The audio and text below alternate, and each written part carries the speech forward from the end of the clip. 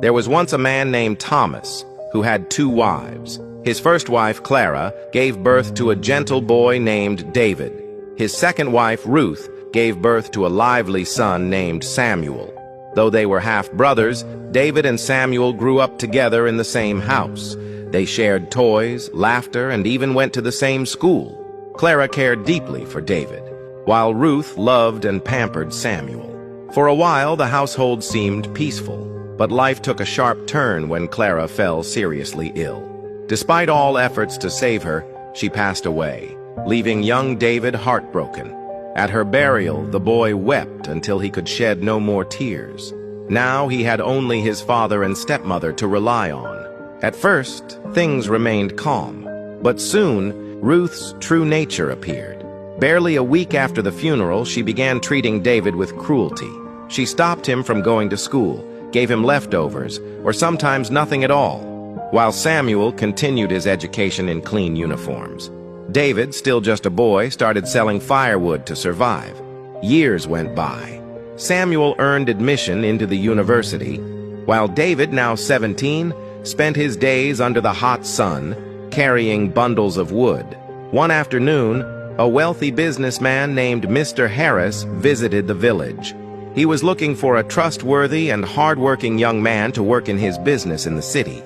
His offer was simple: serve him faithfully for 5 years, and in return, he would give the boy enough money and support to start his own life.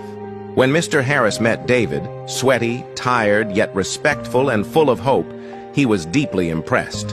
You have the spark I'm looking for. Will you come with me to the city?" David's eyes lit up. "Yes, sir," he replied. With his father's blessing and nothing but a small bag, David left the village with a dream in his heart. 6 years later, the sound of expensive cars filled the quiet village. One stopped in front of Thomas's compound. From it stepped a well-dressed young man, David, now successful and confident. His father embraced him with tears of joy. Ruth forced a smile, though jealousy burned inside her. "I've come home to build a proper house for my father and our family," David said warmly.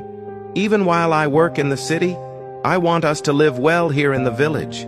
But Ruth could not stand the thought of David shining brighter than her son. "Samuel must be the one to rise," she whispered to herself. "Not David." A few days later, while David was away at the building site, Ruth prepared a delicious meal of rice and stew. Into it, she slipped poison. She placed the food in David's room, planning for him to eat it when he returned. But fate had other plans. Samuel came home earlier than expected, hungry and tired. Finding no food in the kitchen, he stumbled into David's room and saw the steaming plate. "Brother won't mind," Samuel thought. He began eating. Moments later, Ruth entered and froze, her face drained of color. "No, no, Samuel, stop!" she cried. But it was too late. Samuel collapsed, clutching his stomach. The villagers rushed in, but nothing could be done. Samuel was gone. In her grief and panic, Ruth screamed, "I poisoned the food! It was meant for David, not Samuel!" The village erupted in shock and anger. By evening, the council gathered and declared Ruth banished. She was driven out barefoot, weeping, but no one pitied her. David mourned his brother deeply, even as he built his house and fulfilled his promise to uplift the community. Moral of the story: what you plan for evil may return to your own doorstep. Jealousy is a poison that destroys the one who carries it before it ever reaches the target. No matter how clever our schemes may be, the law of life is clear. You cannot escape your actions. Ruth's jealousy dug a grave for her own happiness. David, though mistreated, chose the path of patience and hard work, and in the end, life rewarded him. People may betray, hurt, or try to stop you, but if your heart stays clean, success and peace will surely follow. If you believe that karma is real and goodness always wins in the end, comment "I believe" and share this story with your friends to spread the lesson.